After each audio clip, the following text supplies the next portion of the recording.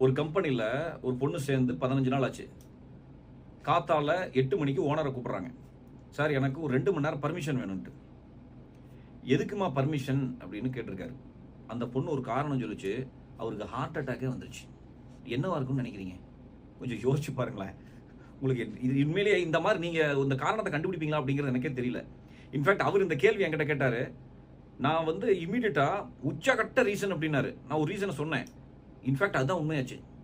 என்ன காரணமா இருக்கும் கொஞ்சம் யோசிச்சு பாருங்க. நெறைய காரணம் ஓடிட்டே இருக்கும்னு நினைக்கிறேன் இப்போ.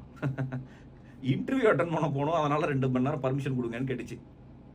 அவர் என்ன சொல்றதுன்னு கேட்டாரு. இன்டர்வியூ அட்டெண்ட் பண்ணிட்டு அதே கம்பெனில சேர்ந்துக்கமா இனிமே வராதமான்னு சொல்லிட்டேன். இப்படி ஒரு இக்கட்டான ஒரு சூழல் நடக்குது. ஒரு கம்பெனில வொர்க் பண்ணிட்டு இருக்கிற ஒரு பொண்ணு ஓனர் கிட்டயே கேட்டு இன்டர்வியூ அட்டெண்ட் பண்ண போறேன் பர்மிஷன் குடுங்க அப்படிங்கிறாங்க. நிலைமை எப்படி இருக்குன்னு பாருங்களேன். இந்த மாதிரி ஒரு சூழல்ல தான் நம்ம மேனேஜ் பண்ண வேண்டியிருக்கு. இதெல்லாம் ஏத்துக்குங்க. மறுபடியும்